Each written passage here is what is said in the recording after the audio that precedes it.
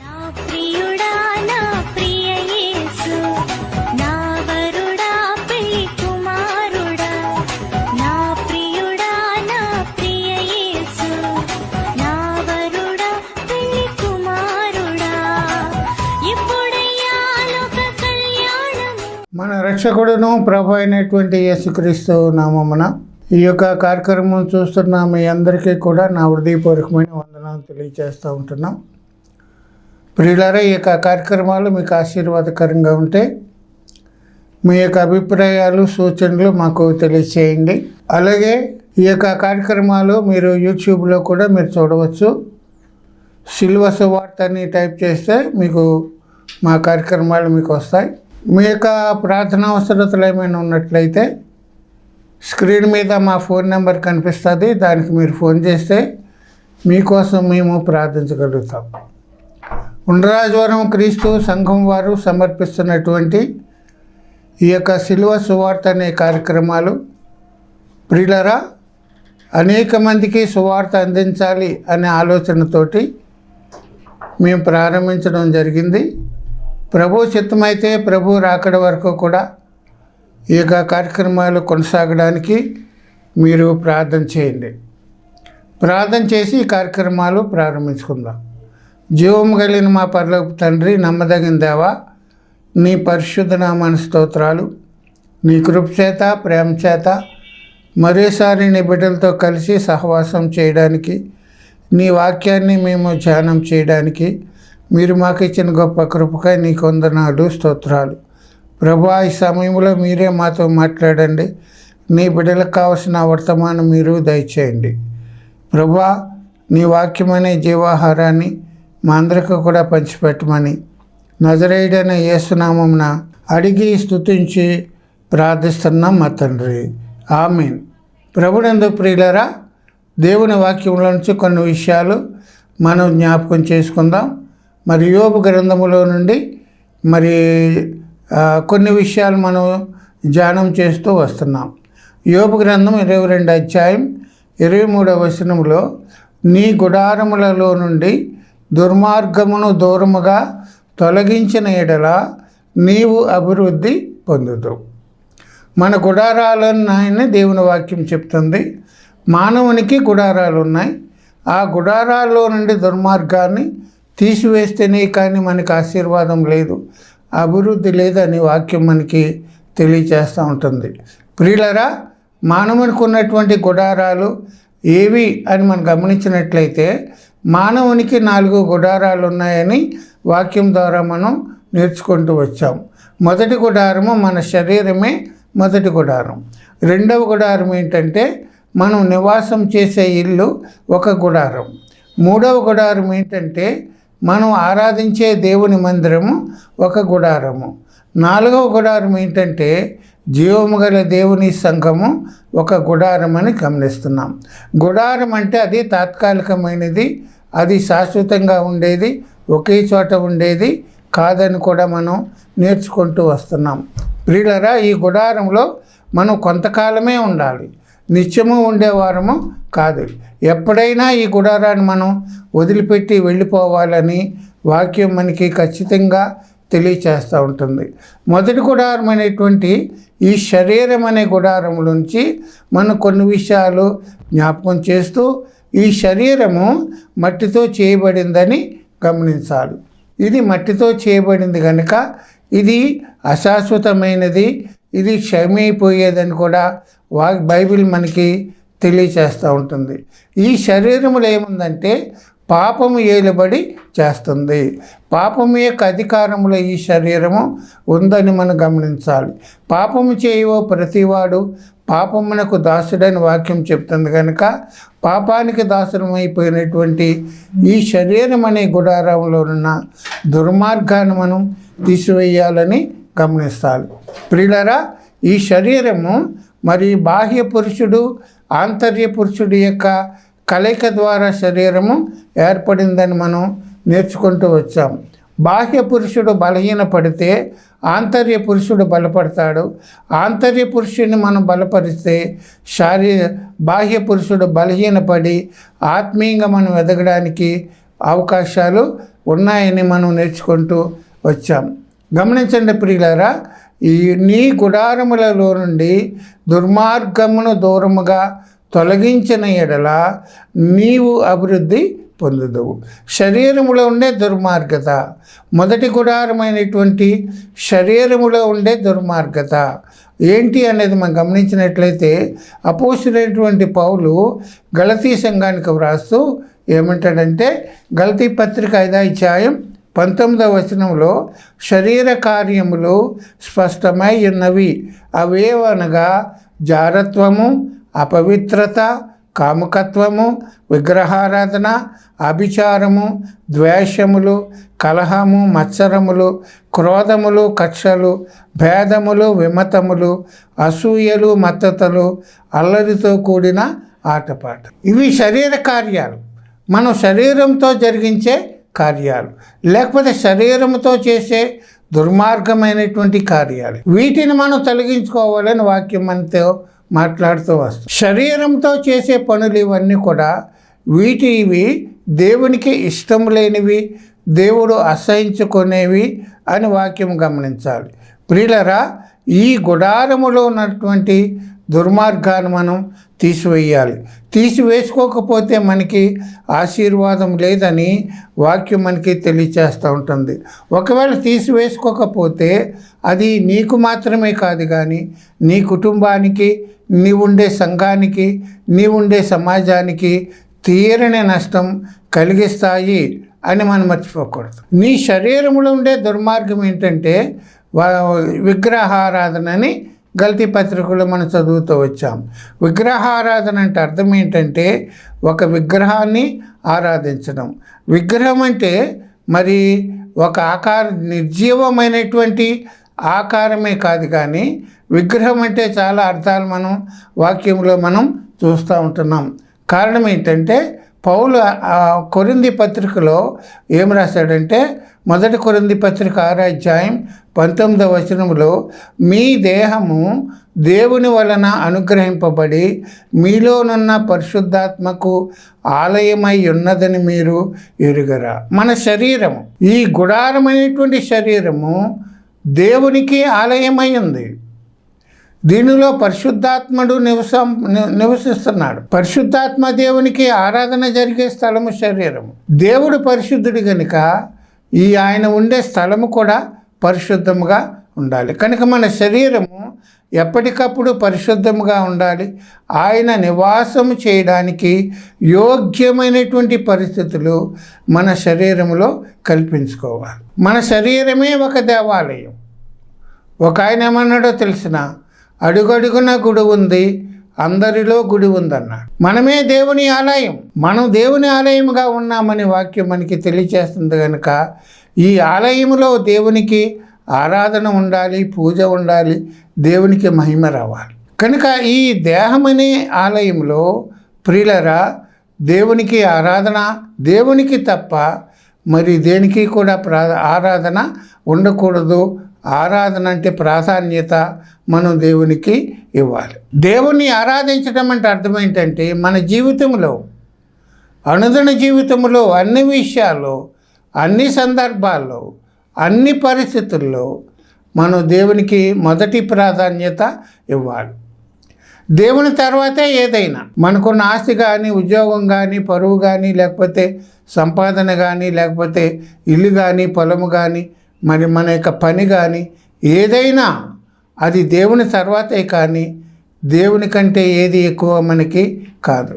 దేవునికి ఇవ్వాల్సినటువంటి ప్రాధాన్యత, దేవునికి ఇవ్వాల్సినటువంటి మొదటి స్థానాన్ని మనం దేవునికి ఇవ్వడమే దేవుణ్ణి ఆరాధించడం. కనుక ప్రియులరా, మన జీవితంలో దేవుణ్ణి ముందుగా పెట్టేవారముగా ఉండాలి. మన జీవితానికి ఒక మరి మార్గదర్శిగా దేవుణ్ణి పెట్టి దేవుని అడుగుజాడల్లో మనం నడిచేవారముగా ఉండాలి. కారణం ఏంటంటే ఆయనకు తప్ప వేరెవరికి కూడా ప్రథమ స్థానం ఇవ్వకూడదు. ఆయన ఆరాధనకు యోగ్యుడని వాక్యం మనకి తెలియజేస్తూ ఉంటుంది. కనుక శరీరానికి మరి ఆధారం ఏంటంటే హృదయం. కనుక హృదయంలో ఉండేటువంటి దుర్మార్గాన్ని మనం తీసివేయాలి, విగ్రహారాధన మనం తీసివేయాలని వాక్యం మనకి తెలియజేస్తూ ఉంటుంది.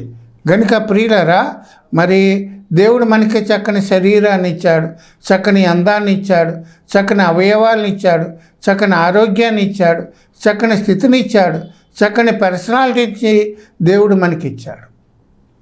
ఎందుకు ఇచ్చాడు ఈ శరీరాన్ని అంటే, శరీరం ద్వారా దేవుడు మహిమపరచబడాలి, శరీరంలో దేవుడు ఆరాధించబడాలని దేవుడు మనకి చక్కని శరీరం ఇచ్చాడు.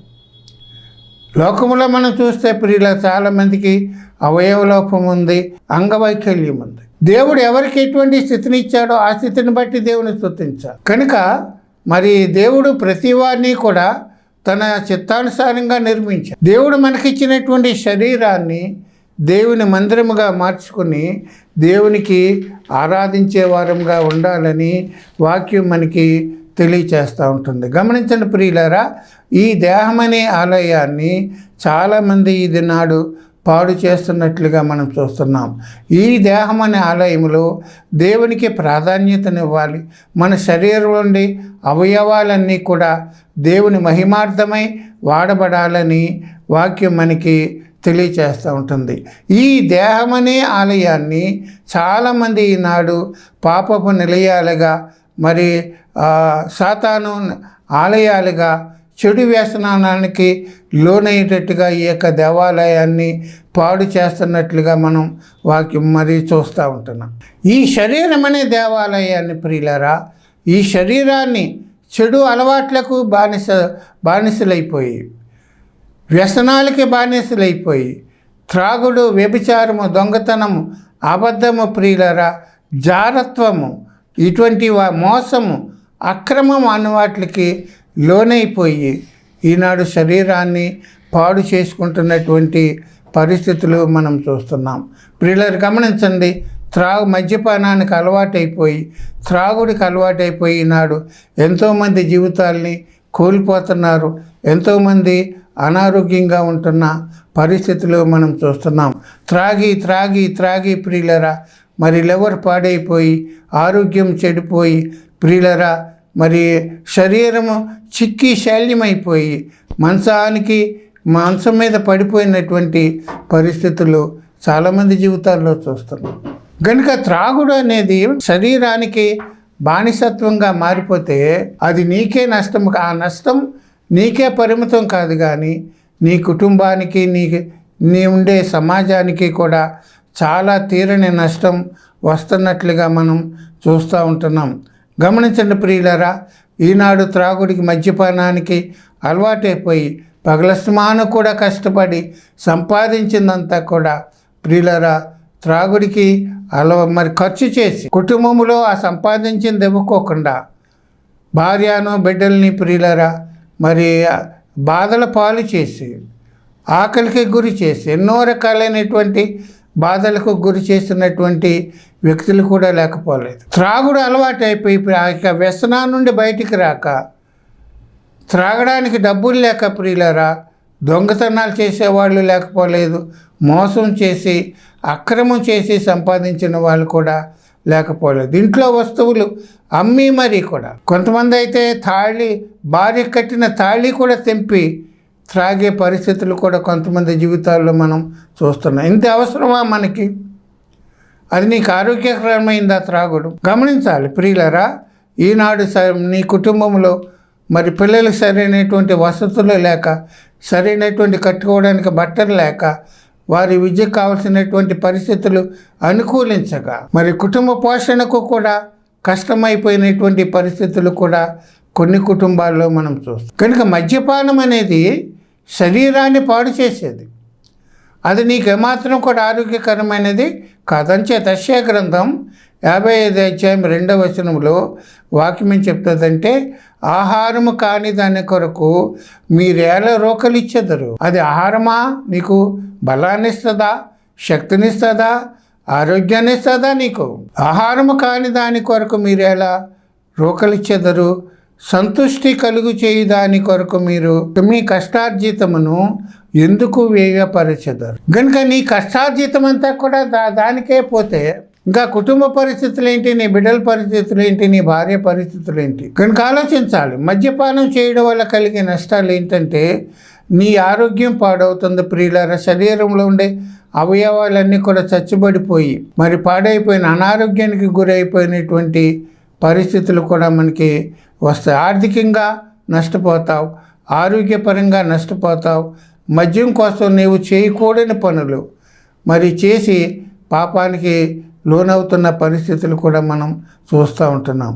మూడో విషయం ఏంటంటే సామెతల గ్రంథం 20 అధ్యాయం 1 వచనంలో ద్రాక్షారసము వెక్కిరింతల పాలు చేయును, మద్యము అల్లరి పుట్టించు. త్రాగేవాడు ఏమవుతాడంటే వెక్కిరింతల పాలవుతాడు, అవమాన పాలవుతాడు, నిందల పాలవుతాడు, 10 మందిలో తల దించుకునే పరిస్థితి వస్తుంది వాడికి. త్రాగేసి రోడ్ల పక్కన పడిపోయి, డ్రైనేజీల పక్కన పడిపోయి ఎంత అవమానం.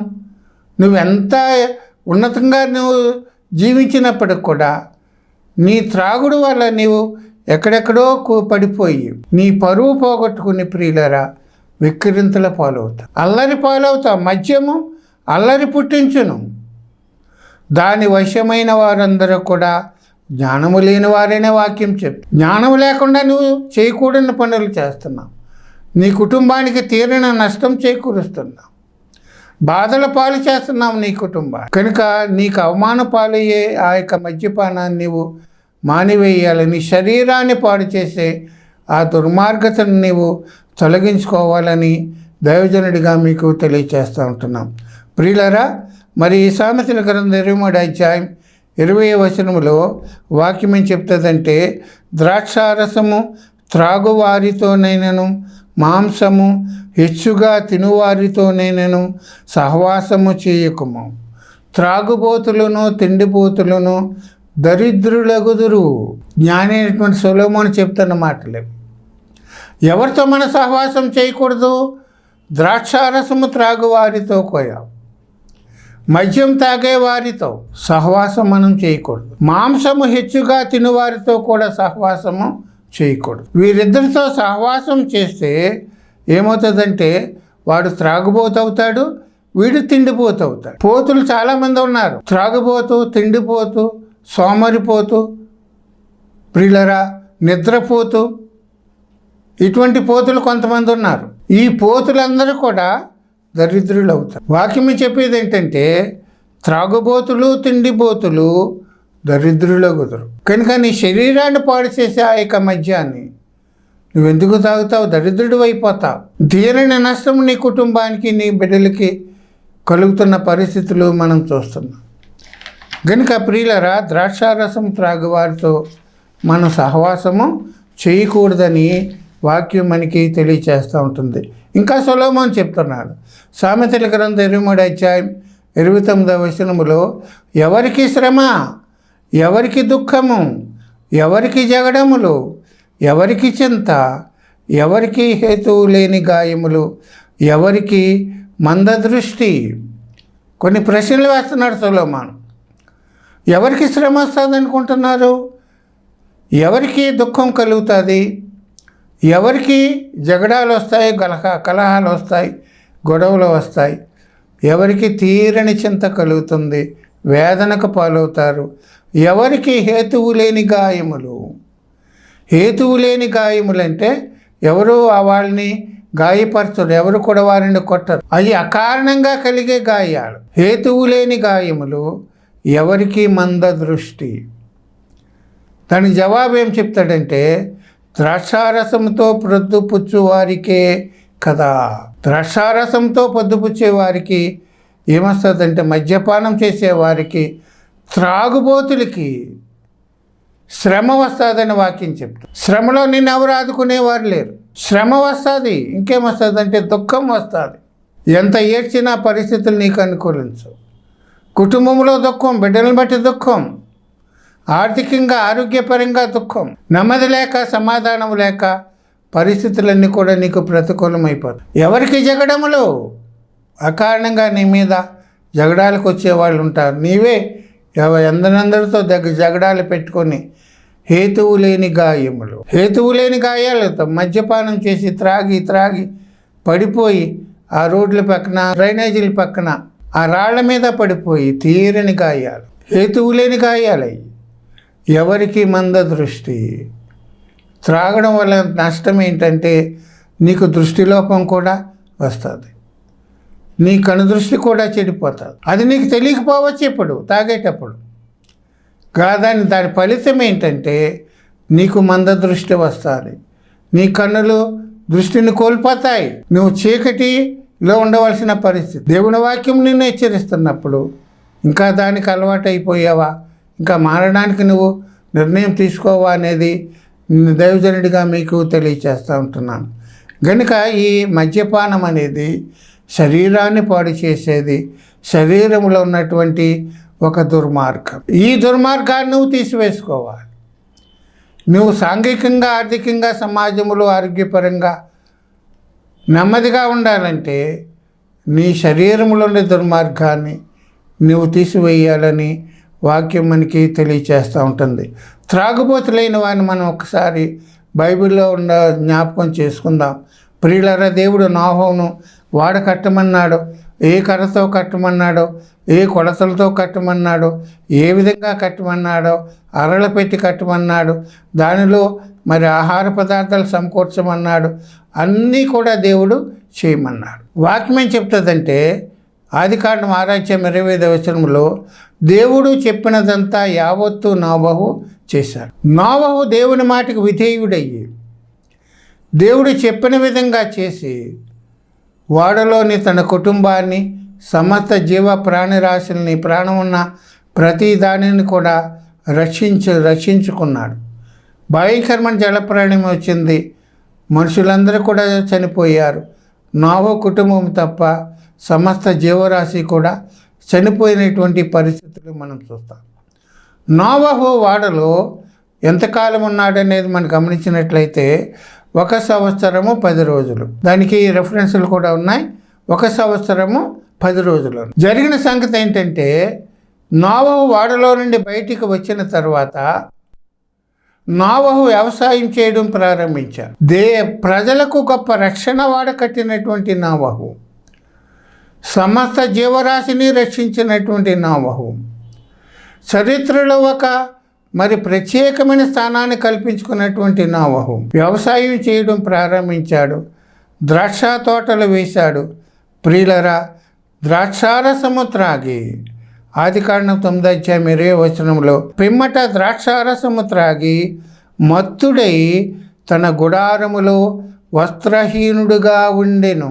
గొప్ప చరిత్ర సృష్టించినటువంటి నోవహు, దేవునికి విధేయుడై దేవుడు చెప్పిందంతా చేసినటువంటి నోవహు, దేవునితో నడిచినటువంటి నోవహు ఈనాడేమైపోయాడంటే ద్రాక్షారసము త్రాగి మత్తుడైపోయి ప్రియులరా తన గుడారములో వస్త్రహీనుడిగా ఉన్నాడు, దిగంబరుడైపోయాడు. తన మీద ఆచ్ఛాదన ఉందో లేదో తెలియదు, మత్తుడైపోయాడు, ఎక్కడున్నాడో తెలీదు, ఎలా ఉన్నాడో తెలియక వస్త్రహీనుడైపోయినటువంటి పరిస్థితులు మనం అతని జీవితంలో చూస్తాం. ఎంతటి భక్తిపరుడో, ఎంత దేవుని దృష్టిలో ఎంత నీతిమంతుడిగా ఉన్నతమైన స్థానంలో ఉన్నటువంటి నోవహు ఈనాడు త్రాగి తన గుడారంలో మత్తుడైపోయి వస్త్రహీనుడిగా ఉన్నట్లుగా మనం చూస్తూ ఉంటున్నాం.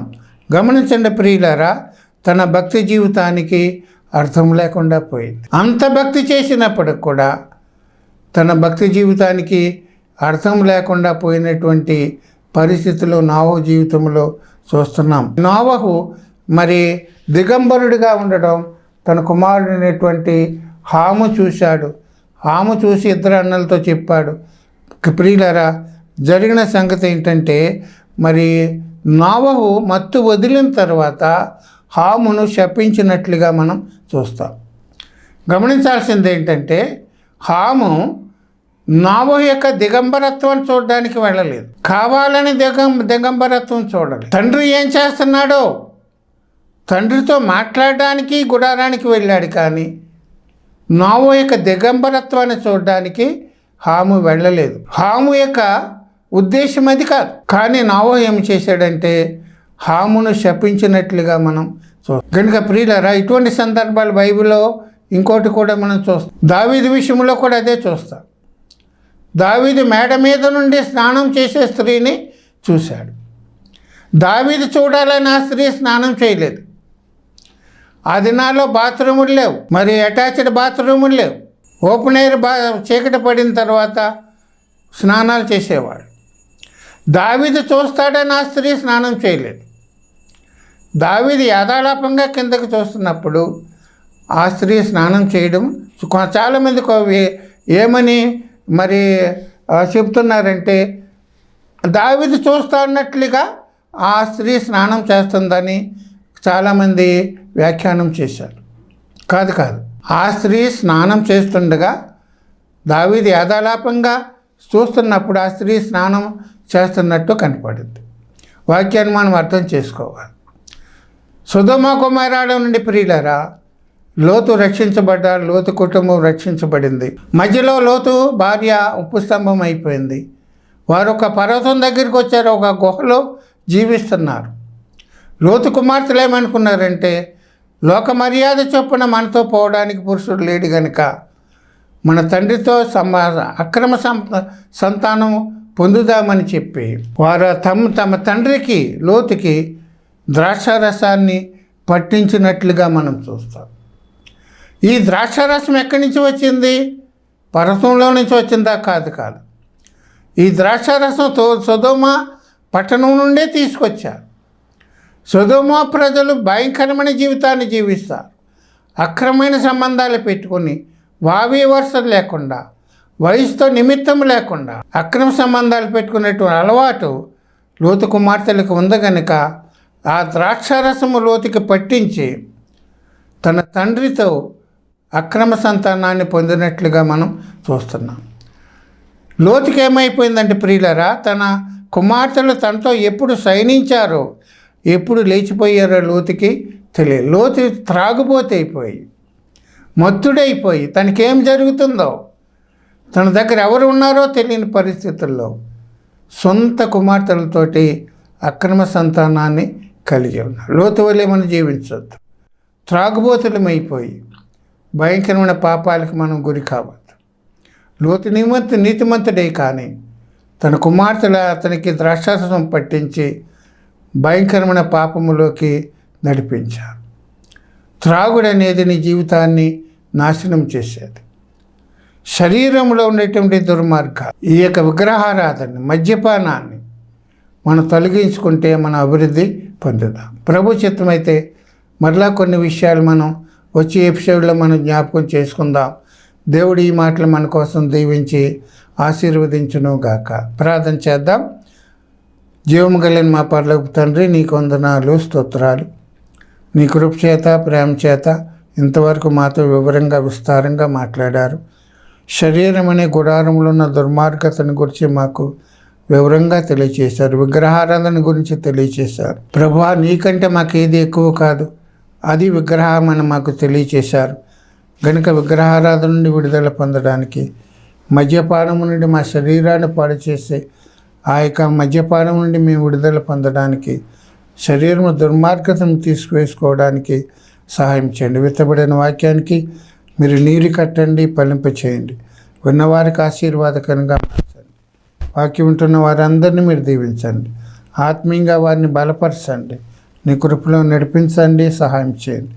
ఎవరైనా అనారోగ్యంగా ఉన్నా, ఎవరైనా బలహీనంగా ఉన్నా, ఎవరైటువంటి సమస్యలు ఉన్నప్పుడు కూడా ఆ పరిస్థితులన్నీ వారి నుంచి విడుదల దయచేయండి.